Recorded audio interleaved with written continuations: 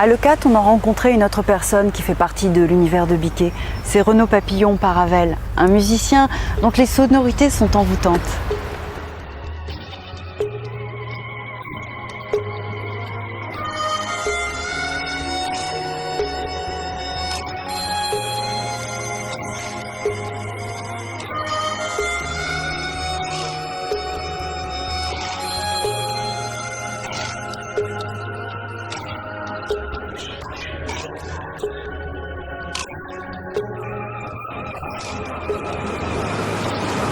Cet amour pour ce pays vient de très loin, il vient depuis ma tendre enfance. Donc c'est entre la Franquie et Port-la-Nouvelle, il y a un grand no man's land très sauvage et très pur, je trouve, qui j'espère ne sera jamais détruit ni saccagé par des lotissements abominables. Et d'autant plus, il y a ce rouet qui est là, qui est une ancienne pompe d'extraction d'eau, qui est magnifique et qui était toujours pour moi... toute ma famille, on a été comme aimantés à cet endroit, c'est-à-dire que c'est un lieu qui est mythique pour moi et pour plein de gens, puisqu'il représente un lieu de vacances et un lieu magique.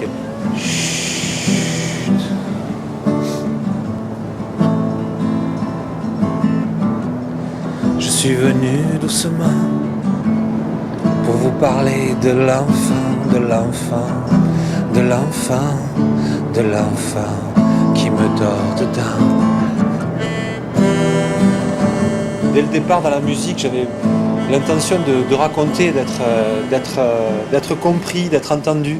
Et donc le parler, c'est vrai que c'était quelque chose qui était plus facile c'était un chemin plus facile pour accéder aux oreilles des gens.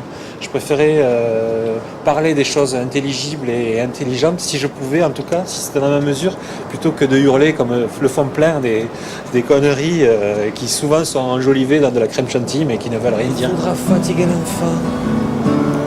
Il faudra fatiguer l'enfant qui dormait dedans. Et si je marque un but, regardez-moi, messieurs, dames, je frime toujours pas, moi je crâne, que j'en peux plus. Oh. T'as entendu, t'as vu? Malgré l'euro, j'aurai toujours des blagues à 2 francs. Elles viennent toutes de l'enfant qui me dort dedans.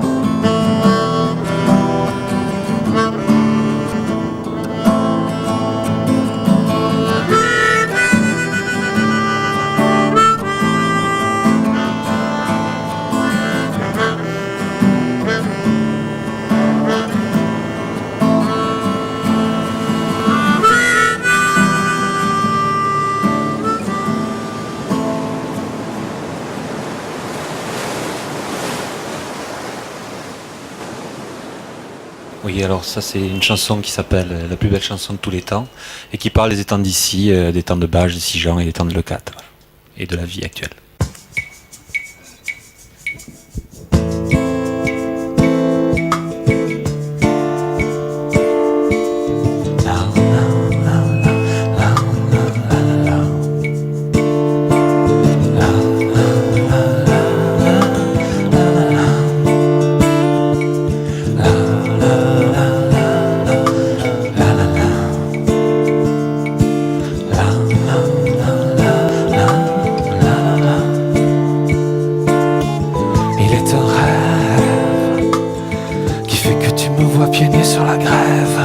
Il est un instant où je stoppe mes pas, j'attends un oiseau blanc. Il est un rêve, il est un chemin pour demain, où tu liras dans le creux de ma main que je ne voulais que le bien. Et je sais que s'ils sont des ailes, elles ont des îles. S'ils sont des ailes, elles ont des îles.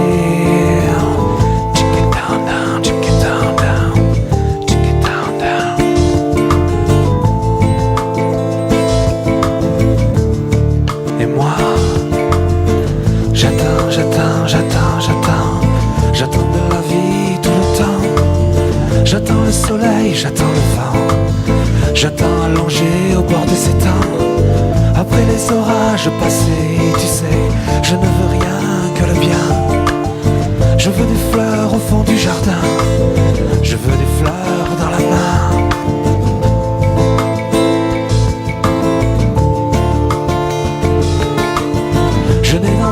proche que mes doigts seulement. Mais j'ai dans le cœur le sourire des enfants. Je suis riche de ça, tu sais. Je suis riche de ça, tu sais. La la la la la la la la la la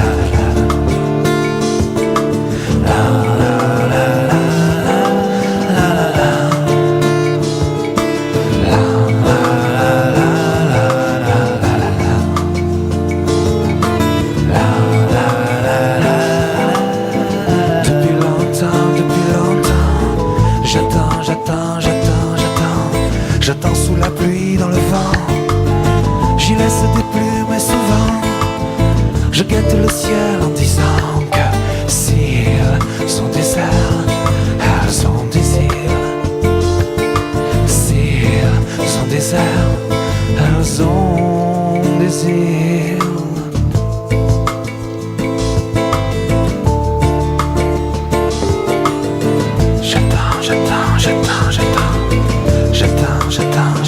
J'attends que cesse la pluie, souffle le vent et de la cage de mon thorax je pousse un peu l'air qui passe sous ma voûte plantaire.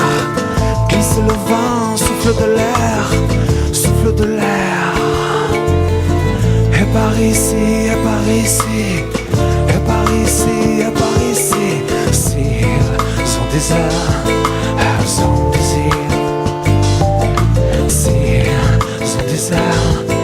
Elles ont des îles, et des îles, et des îles. La plus belle chanson de tous les temps de Leucate bien sûr, une chanson extraite de son dernier album Au sommet de son arbre, donc Renaud Papillon par Ravel. Et puis en septembre 2008, on aura la chance de pouvoir se procurer un livre CD, le recueil finalement de tous vos albums. Ouais, c'est l'intégralité des textes des 3 albums, donc il y a une cinquantaine de chansons.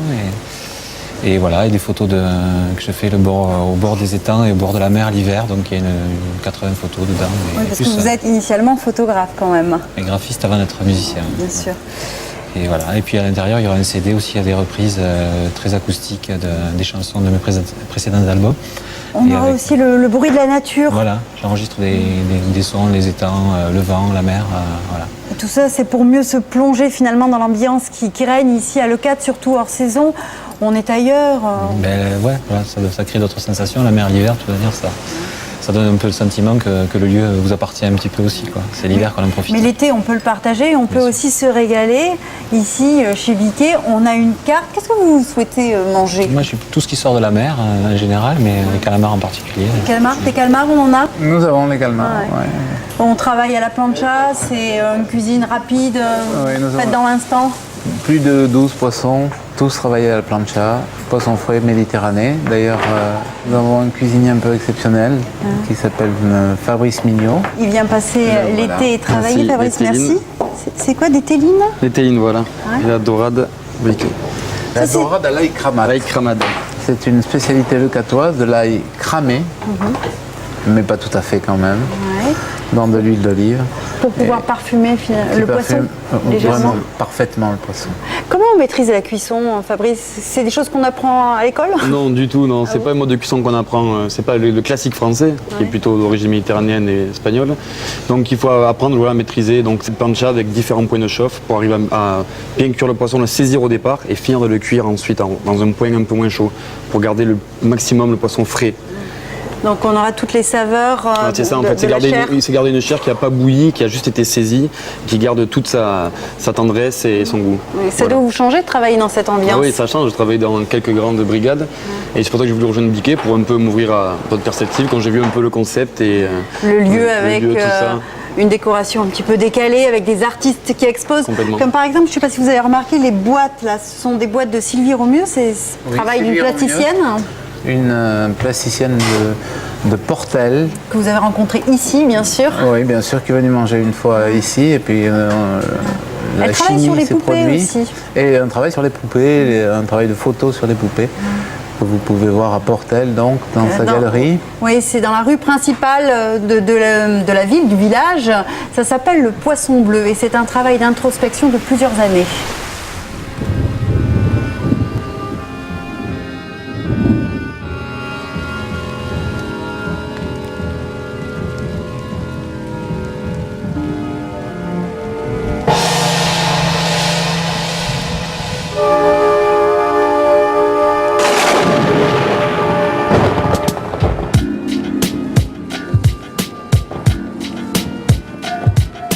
définis comme une artiste plasticienne. J'ai toujours dit depuis le début que je ne me sentais pas photographe et je persiste.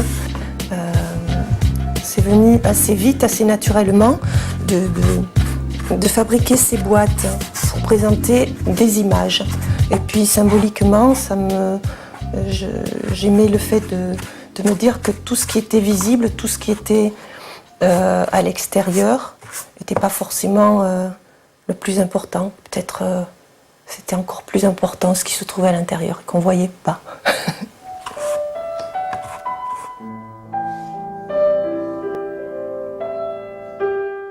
J'ai commencé en 2001, enfin, je sais pas, 2000 peut-être, à faire ces photos.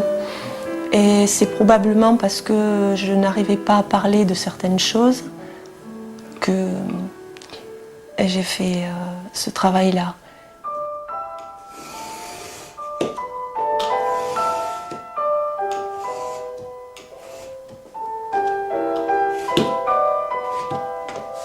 Qui est le personnage principal? Je dirais l'absent, celui qui n'est pas dans la photo. Est-ce qu'on peut parler de fantôme? Complètement. Oui, certainement. Madeleine, c'est ma grand-mère. C'est l'être qui m'a donné certainement dans la vie le plus d'amour. Ma grand-mère qui a fait très peu de voyages, mais moi je l'ai amenée au travers de mes modules, je l'ai fait voyager à Paris, elle va partir pour Turin maintenant et tout ça, ça me rend heureuse.